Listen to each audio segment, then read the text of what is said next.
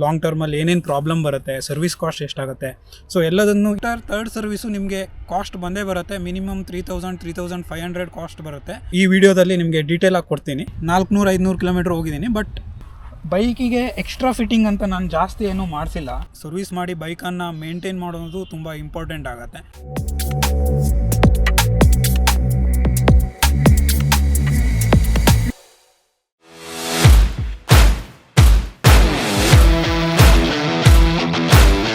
So ನಮಸ್ಕಾರ ಕರ್ನಾಟಕ, ಎಲ್ಲರೂ ಆರಾಮ? ಸೊ ಮೊದಲೇ ನಾನು ನಿಮಗೆ ಒಂದು ವಿಡಿಯೋದಲ್ಲಿ ಹೇಳಿದ್ದೆ ಬೈಕಿನ ಫುಲ್ಲು ಯಮಹಾ FZ V3 ಬೈಕ್ನ ಫುಲ್ ರಿವ್ಯೂ ಹಾಕ್ತೀನಿ ಅಂತ. ಸೊ ನಾನೇನು ಹೊಸದಾಗಿ ತೊಗೊಂಡಿರೋ ಬೈಕ್ನ ಸ್ಪೆಸಿಫಿಕೇಷನ್ ಹೇಳ್ತಾ ಇಲ್ಲ, ಲಾಂಗ್ ಟರ್ಮ್ ರಿವ್ಯೂ ಥರ ಮಾಡ್ತಾಯಿದ್ದೀನಿ. ಸೊ ಏನೇನಾಗಿದೆ, ಬೈಕನ್ನ ತೊಗೋಬೋದಾ, ಲಾಂಗ್ ಟರ್ಮ್ ಯೂಸ್ ಮಾಡ್ಬೋದಾ, ಅಥವಾ ಲಾಂಗ್ ಟರ್ಮಲ್ಲಿ ಏನೇನು ಪ್ರಾಬ್ಲಮ್ ಬರುತ್ತೆ, ಸರ್ವಿಸ್ ಕಾಸ್ಟ್ ಎಷ್ಟಾಗುತ್ತೆ, ಸೊ ಎಲ್ಲದನ್ನು ಈ ವಿಡಿಯೋದಲ್ಲಿ ನಿಮಗೆ ಡೀಟೇಲಾಗಿ ಕೊಡ್ತೀನಿ.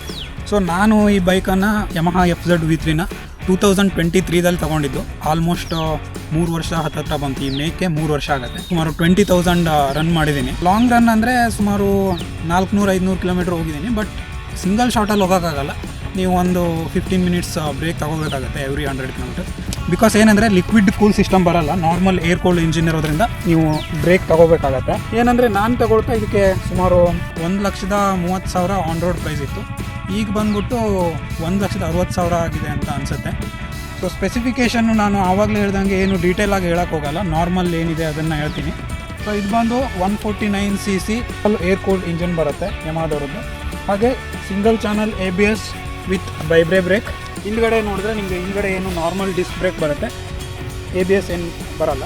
ಮತ್ತು ಇಂಜನ್ ಸ್ಪೆಸಿಫಿಕೇಷನ್ ನೋಡೋದಾದರೆ ಆವಾಗಲೇ ಹೇಳಿದಾಗೆ 149cc engine, 12.4 PS power, 13.3 Nm ಟಾರ್ಕನ್ನು produce ಮಾಡುತ್ತೆ. ಸೊ ಡೀಸೆಂಟ್ ಪವರ್ ಅಂತ ಹೇಳ್ಬೋದು. ಏನು ನೀವು ಒಂದು 90 to 100 ಕ್ರೂಸ್ ಮಾಡ್ಕೊಂಡು ಹೋಗ್ತೀರಾ ಅಂದರೆ ಏನೂ ಪ್ರಾಬ್ಲಮ್ ಆಗೋಲ್ಲ. ಸ್ವಲ್ಪನೂ ವೈಬ್ರೇಷನ್ ಇಲ್ಲದೆ ನೀವು ಲಾಂಗ್ ರೈಡನ್ನು ಆರಾಮ್ಸೆ ಮಾಡ್ಬೋದು.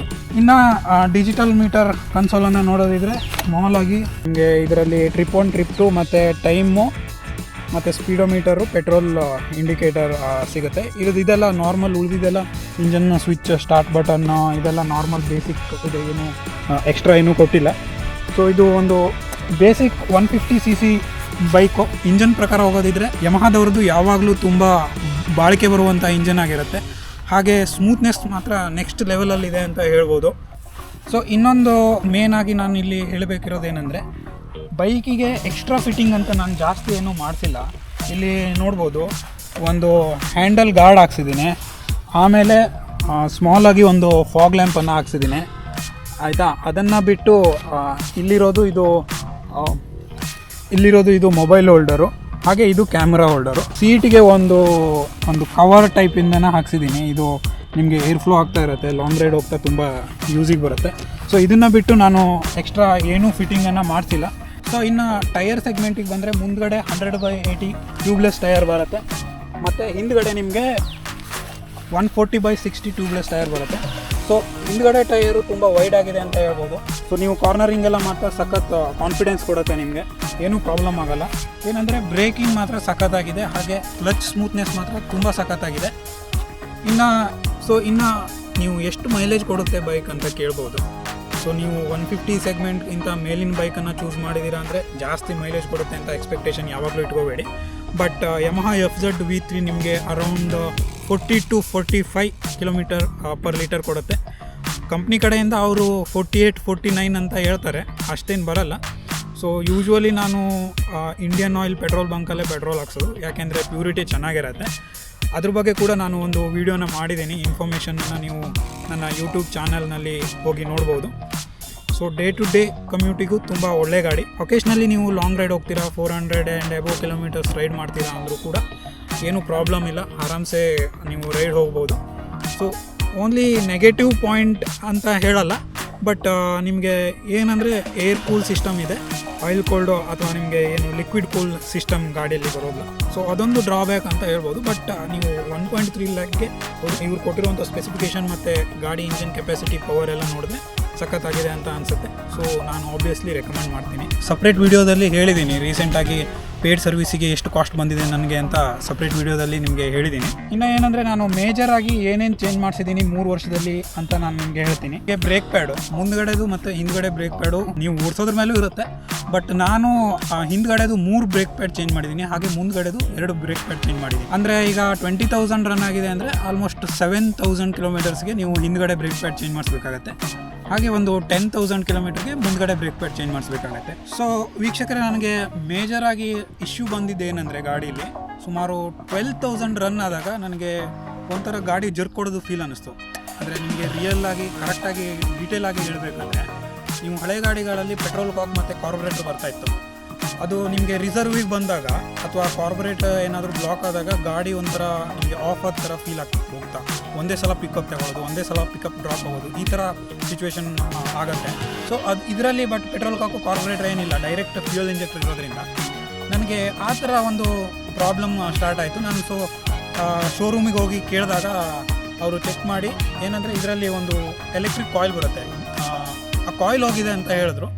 ಅದಕ್ಕೆ ಸುಮಾರು 2,800 to 3,000 ಕಾಸ್ಟ್ ಇರುತ್ತೆ. ಅದನ್ನು ಒಂದು ಹೊಸದು ಹಾಕ್ಸಿದ್ದೀನಿ ಮೇಜರಾಗಿ. ಆಮೇಲೆ 20,000 ರೀಸೆಂಟ್ ಸರ್ವಿಸಲ್ಲಿ ಚೈನ್ ಸ್ಪಾಕೆಟ್ ಹಾಕ್ಸಿದ್ದೀನಿ. ಸೊ ಇದೆರಡೇ ನನಗೆ ಹ್ಯೂಜ್ ಸರ್ವಿಸ್ ಕಾಸ್ಟ್ ಬಂದಿರೋದು.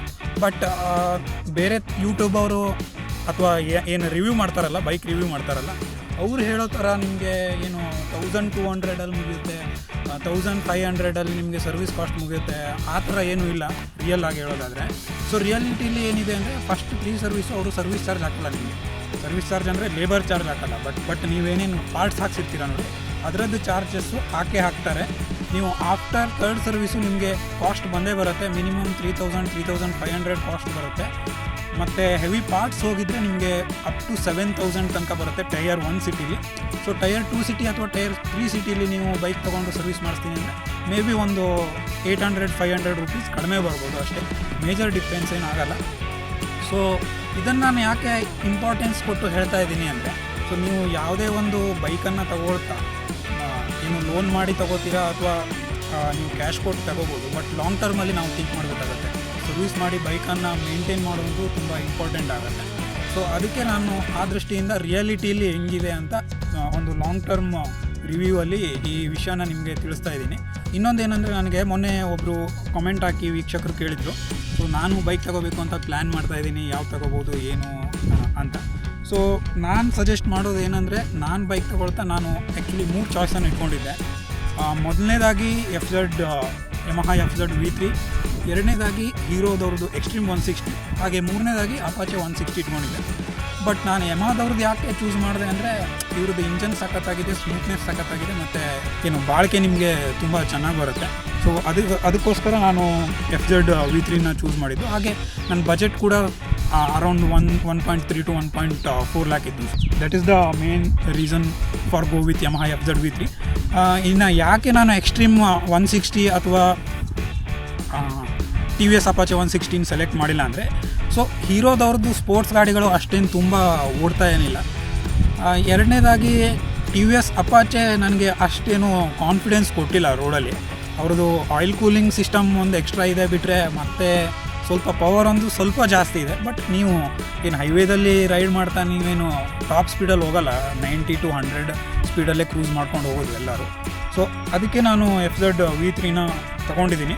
ಸೊ ನಾನು ನಿಮಗೆ ಯಾರಾದರೂ ಈಗ ಎಟ್ ಪ್ರೆಸೆಂಟ್ 150 ಸೆಗ್ಮೆಂಟಲ್ಲಿ ಯಾವುದಾದ್ರೂ ಬೈಕನ್ನು ನೋಡ್ತಾ ಇದ್ದೀರಾ ಅಂದರೆ obviously FZ V3, Yamaha FZ V3ನ ಸಜೆಸ್ಟ್ ಮಾಡ್ತೀನಿ. ಇನ್ನು ನೀವು ಸ್ವಲ್ಪ ಬಜೆಟನ್ನು ನೀವು ಎಕ್ಸ್ಟೆಂಡ್ ಮಾಡ್ಕೋತೀರಾ, ಸರ್ವಿಸ್ ಕಾಸ್ಟ್ ಸ್ವಲ್ಪ ಜಾಸ್ತಿ ಬಂದರೂ ಪರವಾಗಿಲ್ಲ ಅಂತಾದರೆ, ಈಗ ಸದ್ಯಕ್ಕೆ XSR 155 ಬಿಟ್ಟಿದ್ದಾರೆ. ಸೇಮ್ R15 MT15 ಇಂಜಿನೇ ಇದೆ. ಫ್ಲ್ಯಾಟ್ ಸೀಟ್ ಕೂಡ ಸಿಗುತ್ತೆ. MT15ನಲ್ಲಿ ನಿಮಗೆ ಫ್ಯಾಮಿಲಿಗೆ ಸೂಟ್ ಆಗೋಲ್ಲ, ಸೀಟು ತುಂಬ ಚಿಕ್ಕದಿರೋದ್ರಿಂದ ಸ್ವಲ್ಪ ಕಷ್ಟ ಆಗ್ಬೋದು. ಬಟ್ ಸೇಮ್ ಇಂಜನಲ್ಲಿ ನಿಮಗೆ XSR 155 ಬರ್ತಾಯಿದೆ. ಸೊ ಅದಕ್ಕೆ ನಾನು XSR 155 ಎಟ್ ಪ್ರೆಸೆಂಟ್ ಚೂಸ್ ಮಾಡ್ತೀನಿ 150 ಸೆಗ್ಮೆಂಟಲ್ಲಿ. ಸೊ ಇದಾಗಿತ್ತು ಈ FZ ಯಮಹಾ V3ನ ಲಾಂಗ್ ಟರ್ಮ್ ರಿವ್ಯೂ. ಸೊ ನಿಮಗೆ ಇನ್ನೂ ಏನಾದರೂ ಕ್ವಶನ್ ಇದೆ ಅಥವಾ ಇನ್ನೂ ಏನಾದರೂ ಡೀಟೇಲ್ ಆಗಿ ಬೇಕು ಅಂದರೆ ಕಾಮೆಂಟ್ ಬಾಕ್ಸಲ್ಲಿ ಕಮೆಂಟ್ ಹಾಕಿ, ನಾನು ಡೆಫಿನೆಟ್ಲಿ ಮುಂದಿನ ದಿನಗಳಲ್ಲಿ ವೀಡಿಯೋ ಮಾಡಿ ನಿಮಗೆ ಹಾಕ್ತೀನಿ. ಸೊ ಹಾಗೆ ಈ ವಿಡಿಯೋದಲ್ಲಿ ನಾನು ಕೊಟ್ಟಿರುವಂಥ ಇನ್ಫಾರ್ಮೇಷನ್ ನಿಮಗೆ ಇಷ್ಟ ಆಗಿದರೆ ಒಂದು ಲೈಕ್ ಹಾಕಿ, ಹಾಗೆ ವಿಡಿಯೋವನ್ನು ಶೇರ್ ಮಾಡಿ, ಚಾನಲನ್ನು ಸಬ್ಸ್ಕ್ರೈಬ್ ಮಾಡೋದನ್ನು ಮರಿಬೇಡಿ ಅಂತ ಹೇಳ್ತಾ ಮುಂದಿನ ವಿಡಿಯೋದಲ್ಲಿ ಮತ್ತೆ ಸಿಗ್ತೀನಿ. ನಮಸ್ಕಾರ. ನಿಮ್ಮ ಪ್ರೀತಿ ಪ್ರೇಮ ವಿಶ್ವಾಸ ಅಷ್ಟಿದ್ರೆ ಸಾಕು.